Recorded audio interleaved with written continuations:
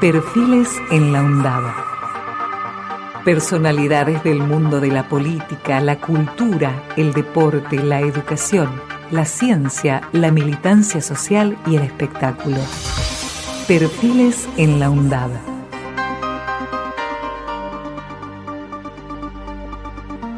Francisco Fernández Beltrán. Perfiles en la UNDAB. Gracias por estar aquí en la radio, en la Universidad de Avellaneda. Bienvenido a la Argentina también. Bien hallado, mejor hallado. Ajá.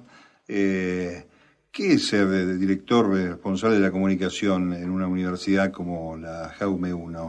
¿Está bien dicho Jaume I o Jaume I? Nosotros lo llamamos Universidad Jaume I. Ajá, Jaume. Jaume, sí, es el nombre valenciano del rey que era Jaime. Uh-huh. Fue, digamos, el primer rey que inició el proceso de reconquista en el siglo XI. Ser director de comunicación implica trasladar, por un lado, a la ciudadanía, al conjunto del entorno donde se inserta la universidad, una visión de lo que es la universidad hoy. La universidad hoy no es solo un espacio docente donde una serie de personas pasan un tiempo de su vida para adquirir unos conocimientos que luego les permiten acceder al mercado laboral, sino que una universidad es, por un lado, eso, pero que es por lo que nacieron las universidades en el medievo europeo, para transmitir unos conocimientos que permitían acceder al mercado laboral, pero es mucho más hoy. Es un espacio donde esa formación ya no es durante un periodo de tiempo en la vida, sino que es durante toda la vida. Antes una persona pasaba 4 o 5 años en la universidad y con esa mochila podía laburar, decís vosotros, o trabajar. Tirar todo el tiempo. Todo el tiempo profesional de su vida. Uh-huh. Hoy una persona que sale de la universidad tiene que volver a la universidad de manera constante y regular para actualizar sus conocimientos. Se estima que en la vida de un profesional, que son unos 50 años, el ritmo de crecimiento del conocimiento es de 5 o 6 veces el que ha adquirido en su etapa de formación universitaria, mientras que antes, hace cosa de un siglo, el conocimiento no se doblaba más que cada 70 o 80 años, es decir, podías pasarte toda la vida profesional con lo aprendido. Pero además de eso, la universidad tiene también una vertiente investigadora de generación de conocimiento, de crear conocimiento, porque el conocimiento se tiene que transmitir, pero transmites lo que has creado. En ese sentido, ser director de comunicación en una universidad es también poder explicar a la ciudadanía en qué se está investigando en este momento por parte de los científicos y de los investigadores de la universidad en temas tan diversos como el Alzheimer, como la química aplicada a la industria cerámica, la robótica, los sistemas de navegación por satélite, el derecho romano. Porque al final, cuando hablamos de ciencia, hablamos de muchas cosas. Y la tercera pata o la tercera función esencial de la universidad, desde Ortega, que la definió así en su libro La misión de la universidad en la década de los 20 del siglo pasado, la tercera función es evidentemente la cultura, la universidad como agente cultural, un espacio que genera oportunidades de pensamiento reflexivo, de pensamiento crítico, y que contribuye a que la ciudadanía no sea una ciudadanía pasiva y sea una ciudadanía activa. En ese sentido, ser director de comunicación implica también trasladar esa tercera misión de la universidad, que es la cultural. Esta organización ¿tiene réplicas en otras universidades españolas o tiene características en el marco de las autonomías? Cada universidad le da su propia definición. Digamos que España ahora mismo tiene un sistema universitario formado por unas 75 universidades, de las cuales 52 somos públicas y 24 son privadas. Te digo 24 porque los últimos años han ido apareciendo. Sí, nuevas. Claro. Nuevas, con bastante profusión. Pero de esas 52 universidades públicas, cada universidad tiene su autonomía. Digamos, se autogestiona y funciona de manera autónoma. Y, por tanto, el diseño estructural de la gestión de la comunicación en cada universidad es diverso. Uh-huh. Nosotros hemos hecho un planteamiento de una comunicación integral en el que todo lo que tiene que ver con la comunicación de la universidad, tanto de puertas del campus para adentro, es decir, con la comunidad universitaria, como de puertas del campus para afuera, es decir, con la sociedad de Castellón y del entorno, todo se gestiona desde el mismo departamento. En otras universidades este esquema está replicado y en otras universidades han optado por esquemas diferentes, en el que hay ámbitos de la comunicación que se gestionan desde departamentos diferentes. Pues el tema de captación de estudiantes, política de ferias y presencia en espacios educativos para atraer estudiantes va por un sitio, las relaciones con los medios de comunicación va por otro, los medios propios de la universidad van por otro, y otras en las que hay diversas agrupaciones. En nuestro caso hemos planteado una dirección de comunicación que integra todo. Y lo hemos hecho así por dos motivos. El primer motivo es la optimización de recursos. Somos una universidad pública y somos una universidad pequeña. Y, por tanto, disponemos de unos recursos limitados y que tenemos que aprovechar al máximo. Si yo tengo una persona que hace diseño gráfico y esa persona que hace diseño gráfico me permite que haga un material corporativo para ir a ferias a explicar lo que es mi universidad, y ese diseñador gráfico me permite hacer un buen dossier para los medios de comunicación o me permite hacer un buen banner, una buena imagen gráfica para mi web, estoy aprovechando ese diseñador gráfico para todo. Si tengo departamentos diferentes, probablemente tendría que tener un diseñador en cada departamento. Por tanto, hay una cuestión operativa económica, si me permites. Hay de todas maneras. Sí, por acabar la reflexión. Sí. Pero digamos, esa es operativa a nivel de optimizar recursos, pero la razón fundamental es que la comunicación es un discurso y el discurso ha de ser único. No puede ser que cuando vayamos a explicar lo que es la Universitat Jaume I a una feria educativa aquí en Buenos Aires o en Madrid o en Barcelona, vayamos con una información y con un mensaje y con un discurso determinado, y cuando hablemos a los medios de comunicación o a los empresarios a los que pedimos colaboración económica o cuando hablamos con otro público diferente, vayamos con otro discurso. Si los departamentos están desagregados, es más fácil que haya una desagregación también del discurso, mientras que si el departamento está integrado, vamos a trabajar el discurso único. Y el doble discurso de las organizaciones, el contar una cosa en un sitio y otra diferente en otro, es lo que acaba confunde. Claro, confunde. Pero quería interrumpir para reflexionar sobre también la cuestión del tamaño. Uno entiende que no es lo mismo a lo mejor la Universidad de Salamanca o la Complutense que estas universidades un poco más, además por la juventud incluso, ¿no? Que esa prosapia histórica secular tiene cada vez más vertientes de dificultades para esta cuestión de evitar la confusión, ¿no? Sí, es cierto. De todas formas, también en el sistema universitario español se está produciendo un tránsito de lo que han sido siempre las grandes universidades centenarias, tipo Madrid, tipo Valencia, tipo Granada, que han tenido un tamaño muy elevado, con poblaciones estudiantiles de 60, 70.000 estudiantes. El hecho de la aparición de nuevas universidades como la Jaume I, universidades jóvenes muy ligadas al territorio, ha hecho que la distribución geográfica de estudiantes se haya distribuido de una manera un poco más equilibrada. Y por tanto estas universidades más gigantescas se han ido menguando al tiempo que nosotros íbamos creciendo. Y esto va también un poco en consonancia con lo que ocurre en Europa, donde las universidades normalmente tienen un tamaño en torno a los 10, 15 mil estudiantes, porque se entiende que es un tamaño que permite una optimización cómoda del funcionamiento. De hecho, la Sorbona se va dividiendo en Sorbona 1, Sorbona 2, Sorbona 3, etcétera, a medida que va adquiriendo un volumen de estudiantes que superan estas barreras de los 15, 20.000 estudiantes, que es un espacio manejable para la gestión. Y está bien, te escuchaba y reflexionaba sobre la comunicación en sí misma como herramienta. También requiere un fenómeno de actualización sistémico, ¿no? Porque uno no puede dejar pasar un rato sin atender lo que está pasando en materia de comunicación, que ya la tecnología y los dispositivos te han pasado por encima, ¿no? Efectivamente, lo que hablábamos antes de cómo la formación universitaria en un periodo de tu vida te sirve para el resto de la vida, en el caso de la comunicación es tremendamente exagerado, esa velocidad del cambio. Entonces, nuestro ejercicio como universitarios en ese sentido ha de ser centrarnos más en la reflexión y en conformar un pensamiento que ayude a los futuros comunicadores a utilizar las herramientas, que no centrarnos tanto en la tecnología o centrarnos tanto en la herramienta. Porque la herramienta que aprendes hoy, probablemente cuando salgas al mercado, está obsoleta. Mientras que si tu pensamiento sí que has sido capaz de desarrollar un pensamiento crítico a la hora de analizar cuál es la mejor herramienta, un pensamiento estratégico a la hora de decir cómo tengas que gestionar la comunicación y un pensamiento crítico a la hora de evaluar las diversas opciones o oportunidades que tienes, vas a al menos conformar una mente que esté preparada para el cambio. Francisco Fernández Beltrán, Es licenciado en Ciencias de la Información y doctor en Comunicación Empresarial e Institucional. Ha trabajado como periodista en los periódicos Mediterráneo y Levante y en la agencia de comunicación Direcom, de la que fue cofundador. Perfiles en la UNDAB.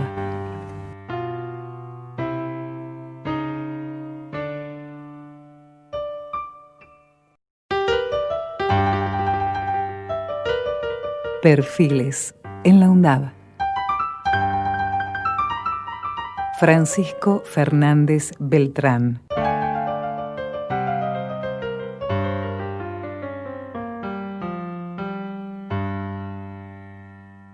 Hay una gimnasia que uno advierte en Europa, a pesar de la juventud de esta universidad, que es el vínculo no solamente con la sociedad en su conjunto, sino la participación y el compromiso que tienen sectores empresarios privados con esas universidades, de las que seguramente después obtendrán recursos humanos. Uno imagina que esto es normal en cualquier parte del mundo. ¿Cómo lo podés explicar esto en la Argentina, donde no es tan frecuente ver esa disposición que existe en distintas autonomías en España respecto de sus universidades? Digamos que hay un concepto muy interesante dentro de la gestión empresarial, que es el de la responsabilidad corporativa. La responsabilidad corporativa en muchas ocasiones se ha utilizado como un marketing, en el peor sentido de la palabra marketing, en un lavado de imagen, en un yo doy esto para que se me considere. Pero el concepto de responsabilidad corporativa entendido como un ejercicio de responsabilidad ciudadana, de entender que la empresa forma parte de una ciudadanía colectiva y que está en el mismo entorno en el que estamos todos, y en el que si yo gano y tú ganas, ganamos todos, permite que la empresa empiece a vislumbrar oportunidades donde la colaboración va más allá del yo compro algo y lo vendo por otro valor y obtengo un beneficio entre la compra-venta y el mayor o menor valor añadido que haya incorporado en el proceso intermedio, ya sea de servicio o ya sea productivo. En el momento en el que la empresa entiende que en todo ese tránsito además genera un capital que puede revertir en parte en la sociedad para mejorar la formación de los futuros empleadores, la formación de los futuros consumidores, la percepción de imagen pública de esa organización, pues esa suma en la que todos suman en positivo permite que todos ganemos. Esto evidentemente es un tema cultural. Es decir, que no es una cosa que un día uno se levanta y dice vamos a promover la responsabilidad corporativa entre las empresas argentinas. Claro. O se levanta con culpa porque está haciendo algo malo y quiere espiar la culpa con esa asistencia. Por tanto, se trata también desde las universidades, en esa visión cultural que te hablaba antes de la tercera misión de la universidad.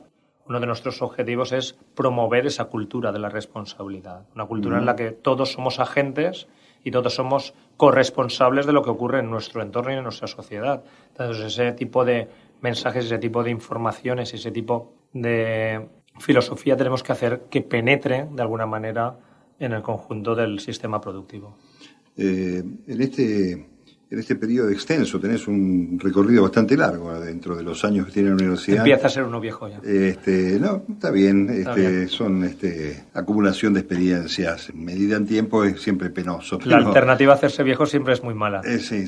Es no envejecer, que es morirse. ¿Vos estudiaste en esta universidad o sos no? Porque los tiempos no me dan. No, yo estudié en Valencia. Ajá.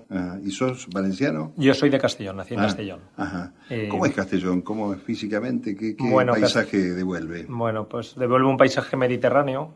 Es una ciudad de tamaño pequeño en lo que es las ciudades españolas. Tiene 180.000 habitantes. Es una ciudad que en el periodo de los años 60, durante la dictadura, creció mucho, se expandió. Hubo un periodo allí económico que se llamó el desarrollismo, que permitió que ciudades que eran muy pequeñas empezaron a crecer a nivel industrial, porque empezaron a instalarse plantas petrolíferas, de destilado de refino, industria cerámica. Entonces es una ciudad que creció muy rápidamente vinculada a estos procesos industriales y que con el paso del tiempo, ya con la llegada de la democracia, pues ha tenido un proceso, digamos, de consolidación de ese crecimiento, pero sin una estética arquitectónica que resulte atractiva. Castellón es una ciudad con poco atractivo arquitectónico, pero por el contrario tiene unos atributos medioambientales interesantes. Es una ciudad que está en línea de costa del Mediterráneo. Estamos en unas playas de arena fina con mar tranquilo, muy agradables en el Mediterráneo, y que además tiene una pequeña cordillera justo a 10 kilómetros de costa y que hace que la ciudad se asiente a un lado en el mar y en el otro lado en la montaña. Qué lindo. Y que te permite, a los que nos gusta correr, poder disfrutar del running o de trotar por la playa y el día siguiente poder trotar por montañas con cierto nivel de altura. Y por lo que veo, si no hice un cálculo muy equivocado, casi el 10% de los habitantes es la población que tiene la universidad.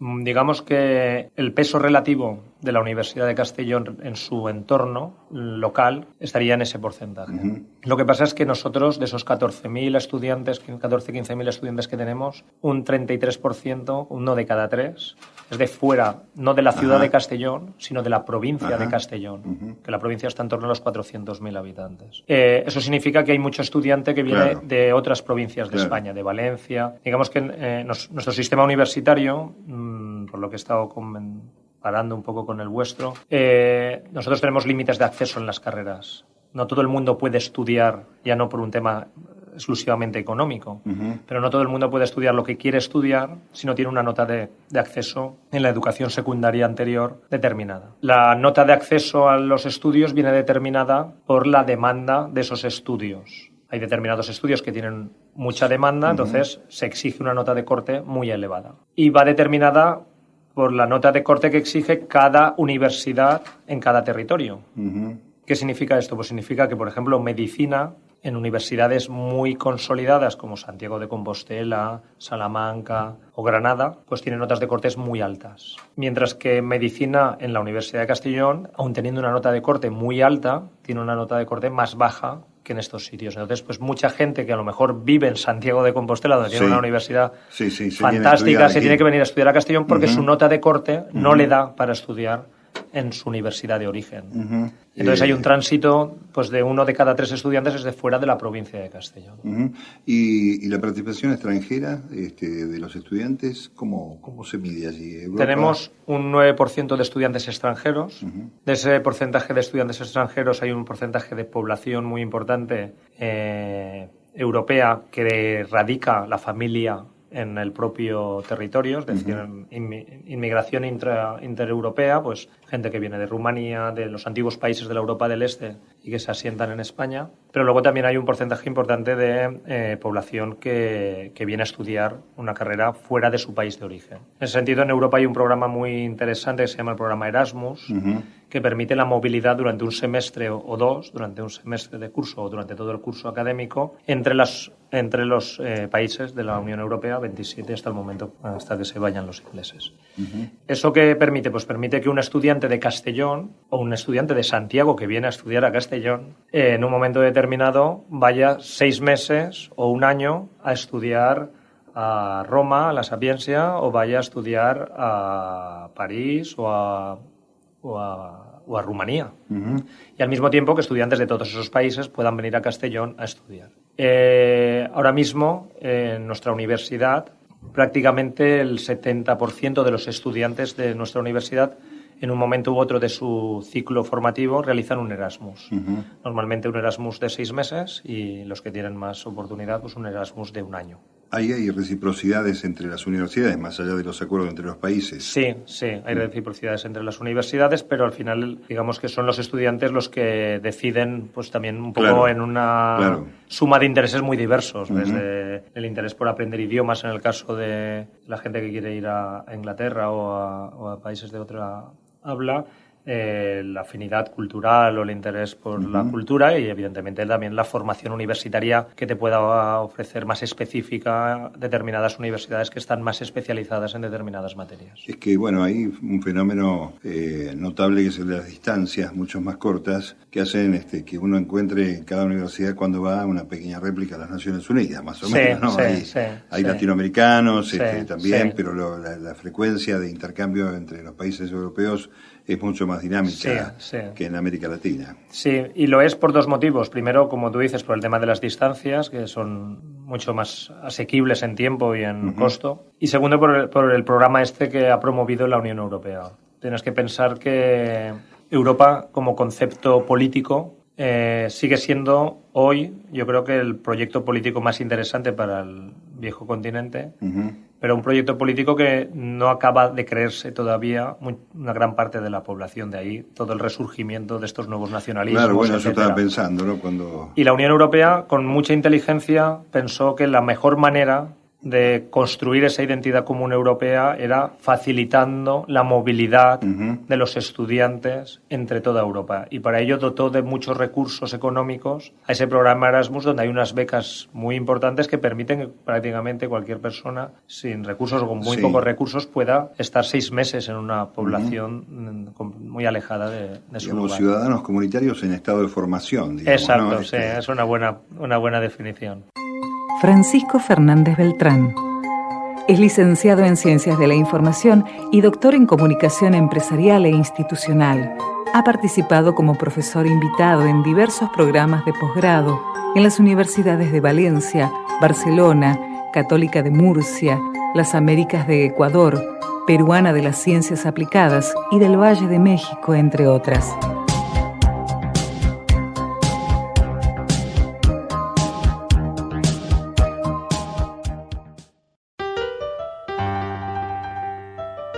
Francisco Fernández Beltrán. Perfiles en la UNDAB.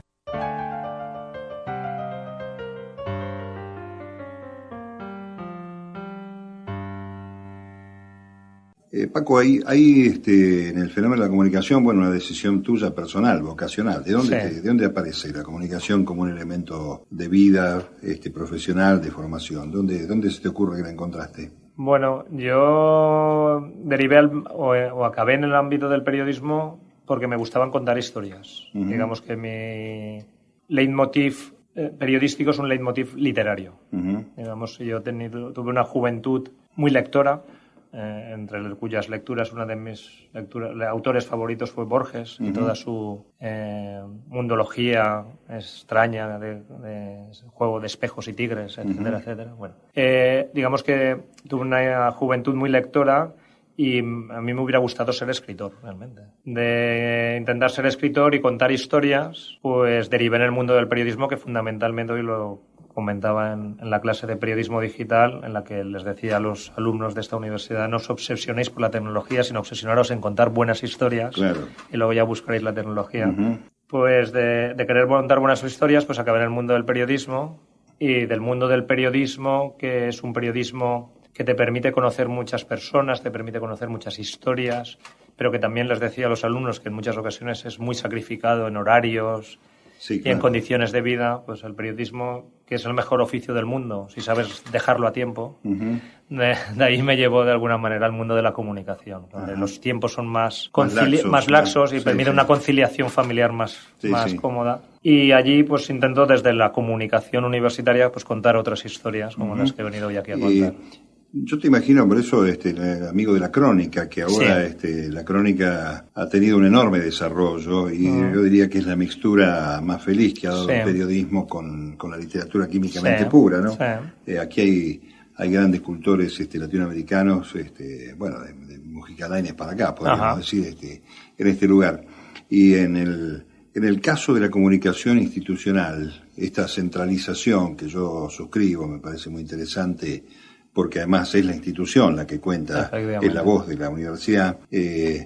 ¿Tenés palos en la rueda, como decimos aquí? ¿Hay impedimentos de la misma institución o periféricos como para que esa comunicación unidireccional, unívoca, salga hacia la comunidad universitaria y hacia la comunidad exterior? Bueno, siempre hay dificultades. Digamos que yo, como decías, pues ya llevo un tránsito largo en este oficio. Llevo 21 años haciendo este trabajo. Cada cambio rectoral, cada cambio de gobierno dentro de la institución, pues implica que esa visión unívoca de la comunicación se tiene que compartir. Y no siempre ha sido fácil. Pero sí que es cierto que a uno al final le va saliendo la mano de ir instruyendo a los rectores en la importancia y en la necesidad de ese mensaje único. Y también es cierto que al final es un tema de resultados. Claro. Y si al final el resultado se ve que es mejor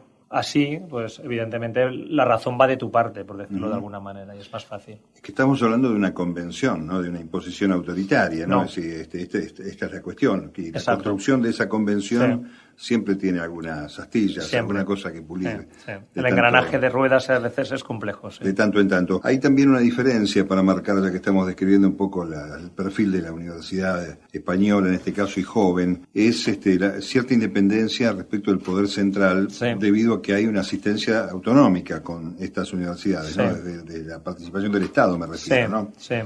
Digamos que el sistema universitario se conforma de es un engranaje, en general, todo el sistema político español, desde la transición con el Estado de las Autonomías, es un engranaje un poco complejo, tan complejo que todavía dicen que lo estamos todavía construyendo, y de ahí pues un poco los problemas territoriales que todavía vivimos. Pero digamos que el sistema universitario es nacional, y de ahí ese tránsito de estudiantes que vienen de otras partes del país a estudiar a Castellón, pero luego la financiación te viene por parte del gobierno autonómico.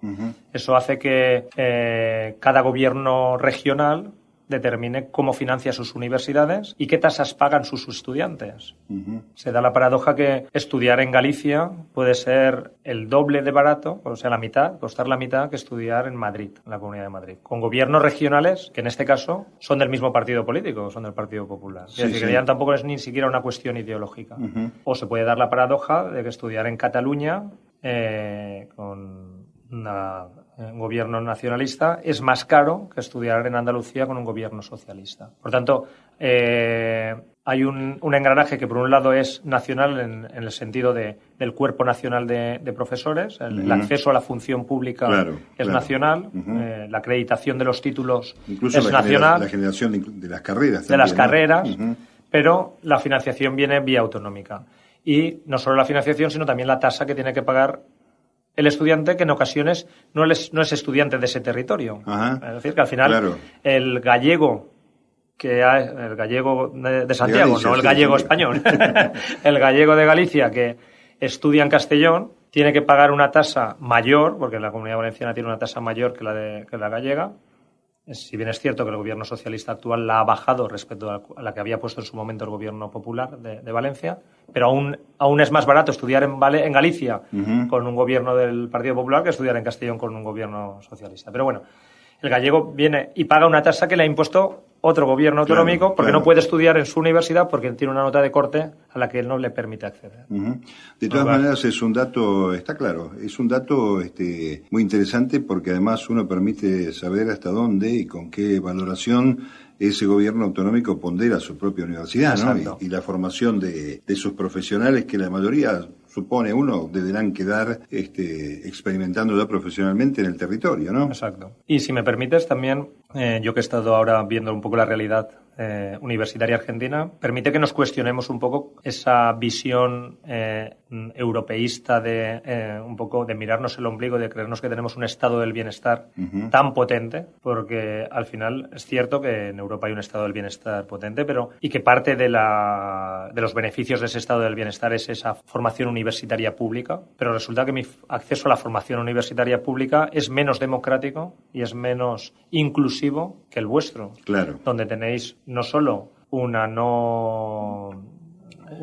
exención de arancel, tenéis la gratuidad, sino que además tenéis, o habéis tenido desde la formación de universidades como esta, precisamente, la Universidad de Avellaneda, la oportunidad de que gente pueda acceder en su territorio a estudiar una carrera universitaria sin tener no solo que pagar un recurso, sino que acreditar unas notas que le permitan acceder a esa formación en un periodo vital, en un periodo humano, que es el de los 16-17 años, que te tiene que condicionar el resto de tu vida. Es decir, nosotros les estamos exigiendo a nuestros jóvenes que su vida personal y su vida profesional va a ser una u otra en función de lo que hayan hecho con 16 o 17 años, porque si han sido lo suficientemente aplicados, laboriosos y tal, para obtener una determinada nota de corte, podrán estudiar aquello que es su pasión.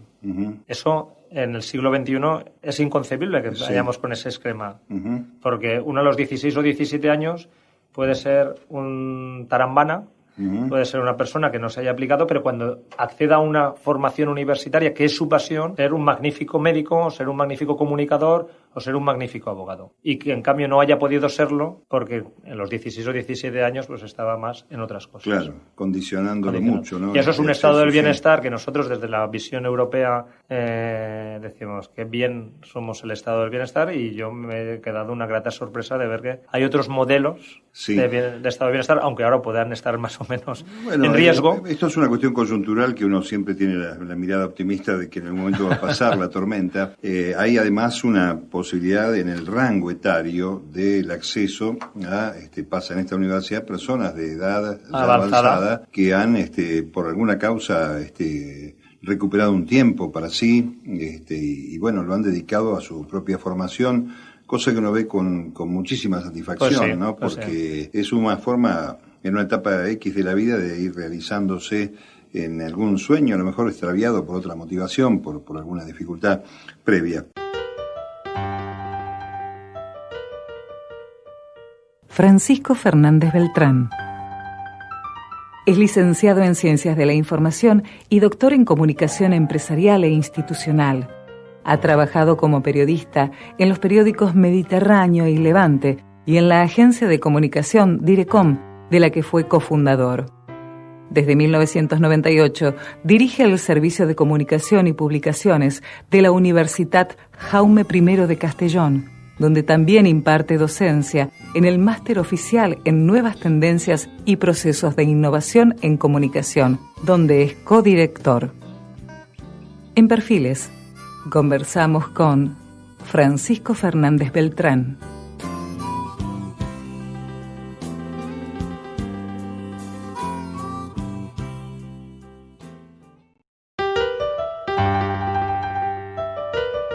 Perfiles en la UNDAB.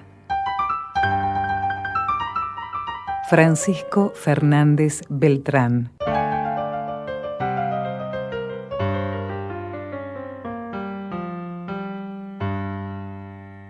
Bueno, estamos hablando de todo un poco.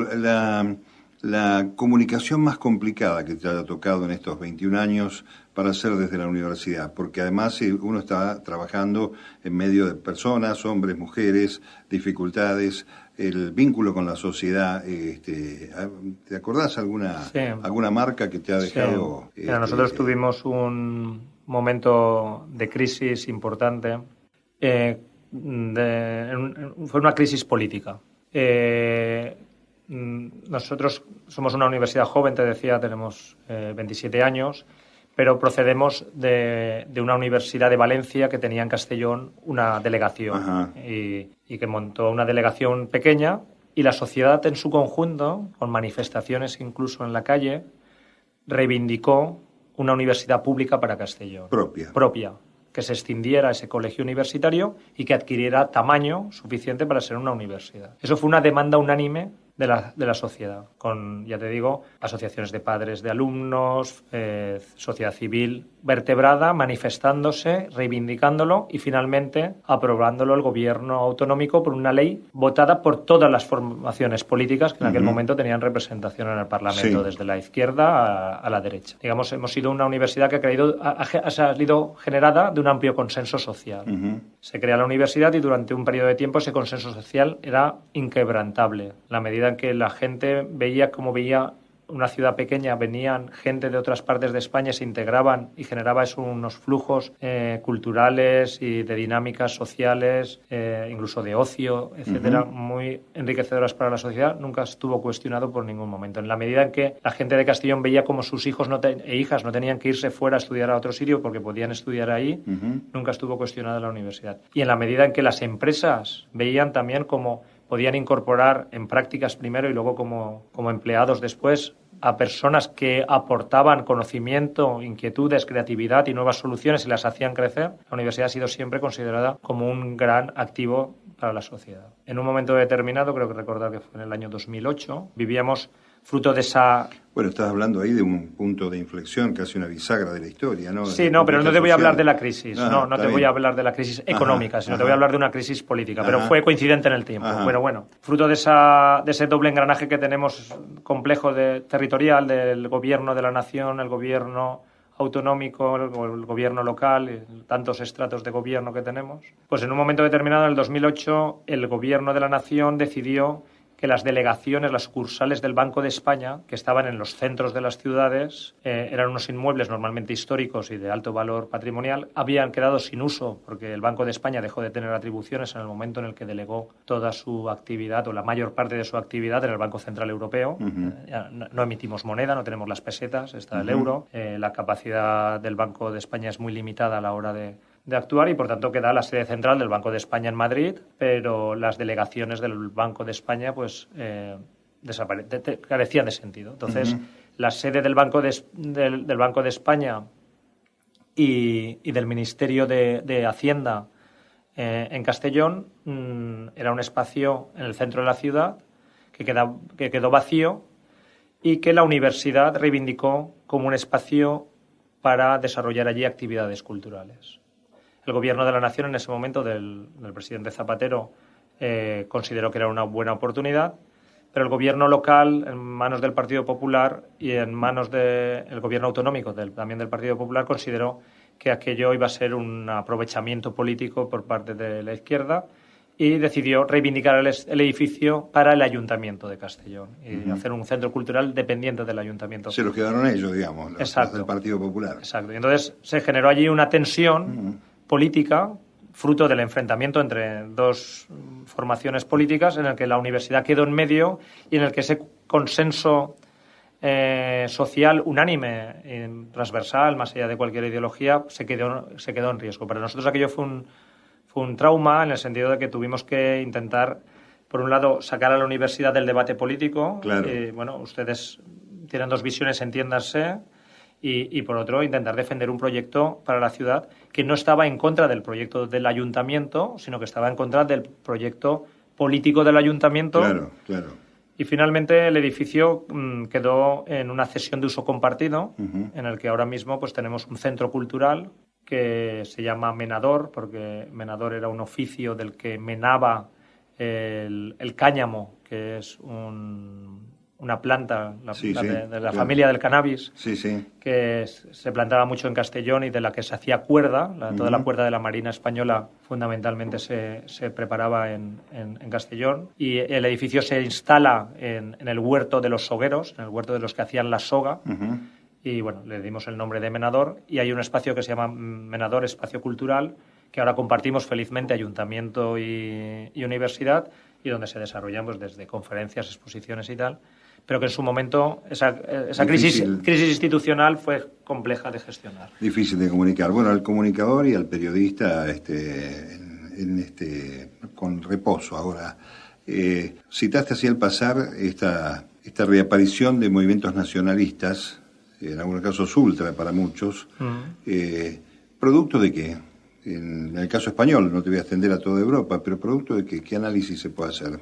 Bueno, yo creo que es producto fundamentalmente de la crisis económica que ocurre, esa bisagra de la que hablabas antes en el 2008, especialmente en Europa. La crisis financiera del 2008 con la quiebra del sistema financiero en España impacta más todavía que en el conjunto del sistema mundial y del sistema europeo, porque veníamos de un crecimiento del ladrillo desproporcionado, de la construcción, y de un otorgamiento de créditos a particulares con condiciones muy laxas, que permitió que la gente se hipotecara muy fácilmente, y en un momento determinado la construcción cayeron los precios y hubo gente que tenía que hacer frente al pago de deudas por un inmueble que valía menos de lo que le había costado cuando lo compró, con lo cual si lo vendía perdía dinero y tenía que hacer frente a esas deudas, y con el agravante de una caída en el empleo y muchas veces no poder afrontar esa situación.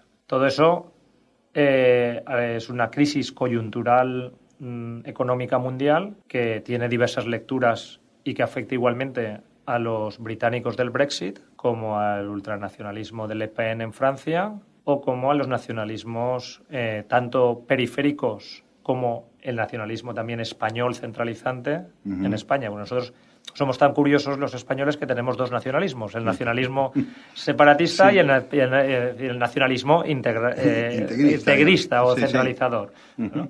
Otros países solo tienen uno, ¿no? Bueno, nosotros somos así, tenemos siempre de más. Entonces, pero eso al final es una respuesta a esa situación de crisis, una respuesta al decir, bueno, estoy fastidiado, la globalización me está hundiendo, tengo que irme a la tribu, me tengo que ir al grupo más primitivo, que es el que me va a salvaguardar.